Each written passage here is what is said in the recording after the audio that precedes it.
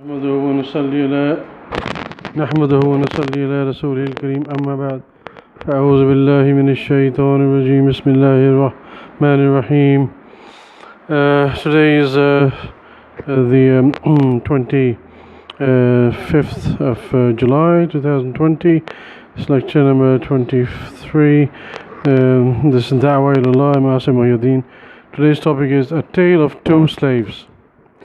As the title suggests, the topic is about two types of slaves of Allah subhanahu wa ta'ala. One that is wholly subservient to Him, and the other only partially.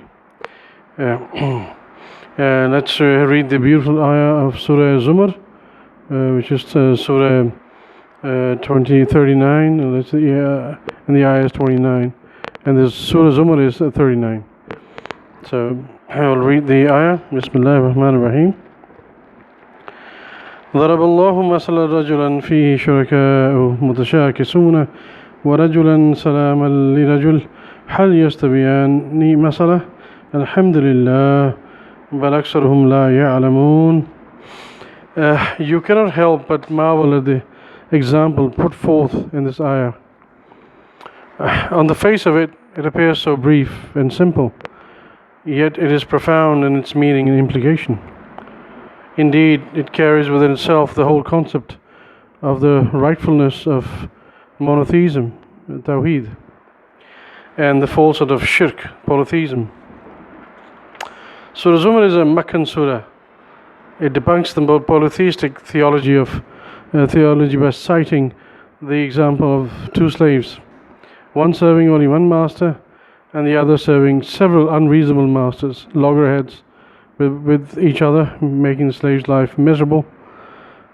Such is the case with a polytheist who has to satisfy deities and false gods, who may all have different demands and agendas.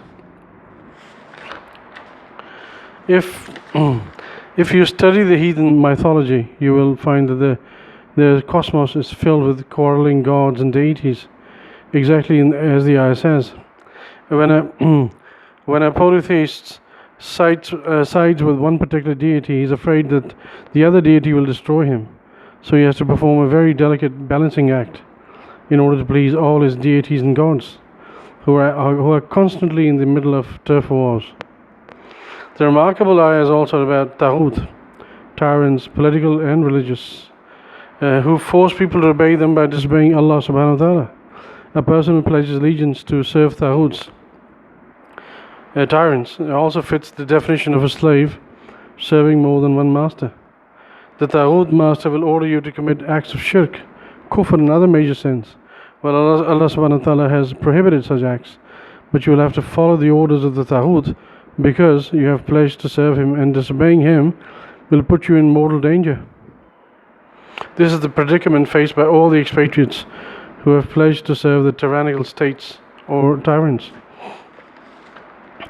The example of several masters of one slave is more apt when it is about these living intangible masters like America, Britain, China, and Burma, and Modi of India, and the MBS of Saudi, etc. Then the intangible and invisible deities of mythology. The invisible gods like Marduk, Hubal, Lat, Manat, Uzza, Ishtar, Shiv, Kali, Osiris, Diana, Dionysus, etc.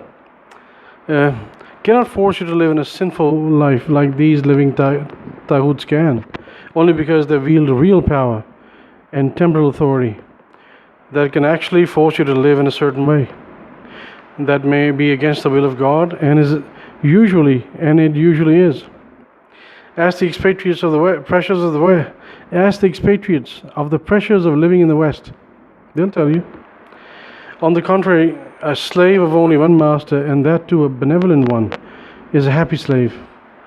Confident and peaceful, he knows exactly what his master wants, and also knows that Allah will never be unreasonable with him, ever. The master is also a forgiving master who looks after the well-being of his slave. Which of the two slaves is better off, I ask. In fact, this is the question that Allah subhanahu wa ta'ala asks, and then He Himself says, Alhamdulillah, meaning that the answer is obvious for any sane person. So this is the topic, tale of two slaves, and may Allah subhanahu wa ta'ala guide us to understand this beautiful ayah.